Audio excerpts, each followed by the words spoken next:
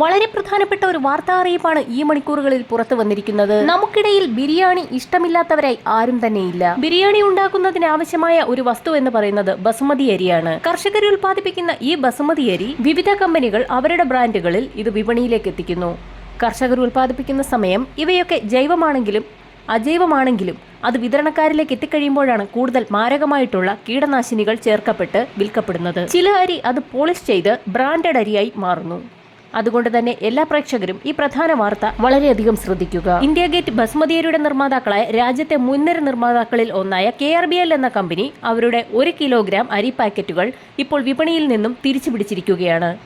India Gate pure basmati rice feast Rozana super value ഈ പാക്കാണ് ഇപ്പോൾ തിരിച്ചു പിടിച്ചിരിക്കുന്നത്. ഈ ഉൽപ്പന്നത്തിൽ അനുവദനീയമായ പരിധി കവിഞ്ഞ് കീടനാശിനിയുടെ അളവ് കണ്ടെത്തിയതിനെ തുടർന്നാണ് ഇത്തരമൊരു നടപടി ഇപ്പോൾ കമ്പനി സ്വീകരിച്ചിരിക്കുന്നത്.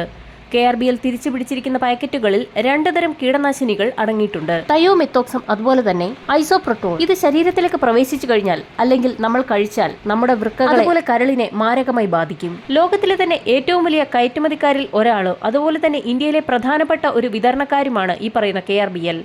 ഏതാണ്ട് 2 പതിറ്റാണ്ടിലേറെയായിട്ട് KRBL ലിമിറ്റഡ് ഈ വ്യവസായത്തിൽ ഇപ്പോൾ കാലുറപ്പിച്ചിരിക്കുന്നത്. തിരിച്ചുപിടിച്ച ഉൽപ്പന്നങ്ങൾ മുഴുവനും അവ ഒന്നിച്ച് പായ്ക്ക് ചെയ്തവയായിരുന്നു. ഒറ്റ ബാച്ചാണ് ഇവയെല്ലാം. അതുകൊണ്ട് തന്നെയാണ് ഇപ്പോൾ ഈ ബാച്ച് പിൻവലിച്ചിരിക്കുന്നത്. മുന്നറിയിപ്പ് ലഭിച്ചപ്പോൾ തന്നെ തങ്ങൾ ബാച്ചിനെ തിരിച്ചറിയുകയും ഉടൻ തന്നെ അത് വിപണിയിൽ നിന്നും പിൻവലിക്കുകയും ചെയ്തിട്ടുണ്ട് എന്ന് ഇപ്പോൾ കമ്പനി വ്യക്തമാക്കിയിരിക്കുകയാണ്. അരിയൊരു കാർഷിക ഉൽപ്പന്നമായതിനാൽ തന്നെ കീടനാശിനി നിയന്ത്രണം കാർഷിക തലത്തിലാണെന്നും KRBL നൽകുന്ന വിശദീകരണത്തിൽ വ്യക്തമാക്കുന്നു.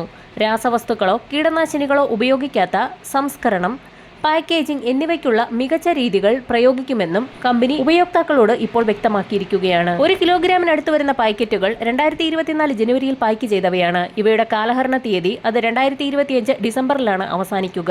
2022 വർഷങ്ങളിലൊക്കെ തന്നെ നമുക്കറിയാം ഇന്ത്യ കയറ്റി അയക്കുന്ന ബസുമതി അരിയിൽ കീടനാശിനിയുടെ അളവ് കുറയ്ക്കണമെന്നും മിക്ക യൂറോപ്യൻ രാജ്യങ്ങളും രംഗത്തെത്തിയിരുന്നു. മാത്രമല്ല ഇന്ത്യയിൽ നിന്നും ഇറക്കുമതി ചെയ്യുന്ന ബസുമതി അരിയിൽ ചില ഹാനികരമായ ഫംഗസുകളുടെ സാന്നിധ്യവും അന്ന് കണ്ടെത്തിയിരുന്നു.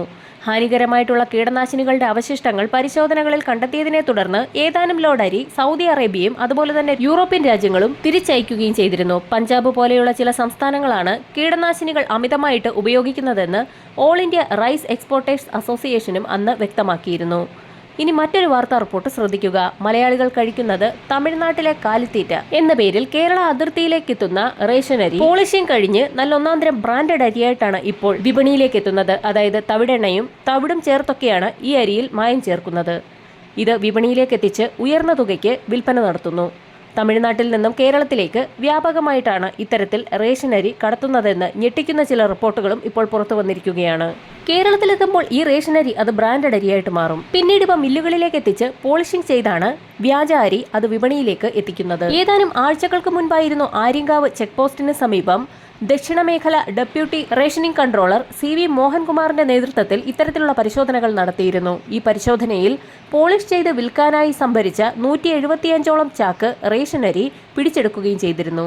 ചെക്ക് പോസ്റ്റിന് സമീപം താമസിക്കുന്ന തോമസ് എന്നയാളുടെ കട, വീട്, അതോടൊപ്പം തന്നെ തൊട്ടടുത്തുള്ള ഷെഡ് എന്നിവയിൽ സൂക്ഷിച്ചിരുന്ന റേഷനരിയാണ് ഇത്തരത്തിൽ പിടിച്ചെടുത്തത്.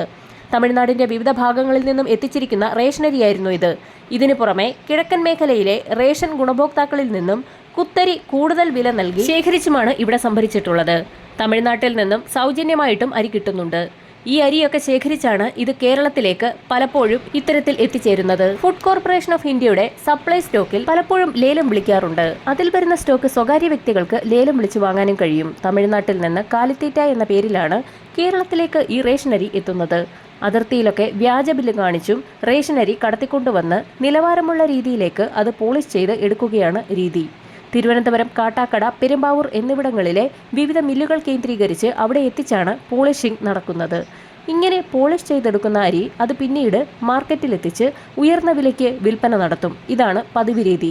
ഇനി അരി കടത്തുന്നത് എങ്ങനെയാണെന്ന് വെച്ചാൽ പൊതുവിതരണ വകുപ്പ് ഉദ്യോഗസ്ഥർ അവ പരിശോധനയ്ക്ക് രംഗത്തില്ലാത്ത അർദ്ധരാത്രി സമയത്ത് ആ അർദ്ധരാത്രി സമയം മുതൽ പുലർച്ചെ വരെയുള്ള സമയങ്ങളിലാണ് ഒരു സംഘം അതുപോലെ തന്നെ കടത്തുകയും ചെയ്യുന്നത്. മാത്രമല്ല മാഫിയ സംഘത്തിന്റെ പ്രവർത്തന രീതി സഹിതം പൊതുവിതരണ വകുപ്പ് മന്ത്രിക്ക് രഹസ്യ വിവരവും ലഭിച്ചിരുന്നു. ഇതിന്റെയൊക്കെ അടിസ്ഥാനത്തിൽ പൊതുവിതരണ ഉപഭോക്തൃകാര്യ കമ്മീഷനാണ് പരിശോധനയ്ക്ക് നിർദ്ദേശം നൽകിയിരിക്കുന്നത്. ഈ രഹസ്യ വിവരം ചോർന്ന് അരി മാറ്റാതിരിക്കാൻ അർദ്ധരാത്രി തന്നെ പരിശോധനയ്ക്കായി തിരഞ്ഞെടുക്കുകയായിരുന്നു. അതേസമയം ഇക്കഴിഞ്ഞ സെപ്റ്റംബറിൽ തമിഴ്നാട്ടിൽ നിന്നും അതിർത്തി ചെക്ക് പോസ്റ്റുകളിലൂടെ കേരളത്തിലേക്ക് റേഷനരി കടത്തി വിൽക്കുന്നത് ഒരിടവേളയ്ക്ക് ശേഷം ഇപ്പോൾ വ്യാപകമാണെന്നുള്ള ചില റിപ്പോർട്ടുകളും വാർത്തകളും ഒക്കെ തന്നെ ഇപ്പോൾ പുറത്തു വന്നിരിക്കുകയാണ്. ഇതിന്റെയൊക്കെ അടിസ്ഥാനത്തിൽ കേരള തമിഴ്നാട് ഉദ്യോഗസ്ഥരുടെ നേതൃത്വത്തിൽ പരിശോധനകൾ ഇപ്പോൾ കർശനമാക്കിയിരിക്കുകയാണ്. അതിനിടെ ഇക്കഴിഞ്ഞ സെപ്റ്റംബറിൽ ഒരു മലയാളി ഉൾപ്പെടെയുള്ളവരുടെ കയ്യിൽ നിന്നും 3200 കിലോ റേഷൻ അരിയുമായി അവർ പിടികൂടുകയും ചെയ്തു. ഇതാണ് ഇപ്പോൾ കേരളത്തിൽ നടന്നുകൊണ്ടിരിക്കുന്നത്.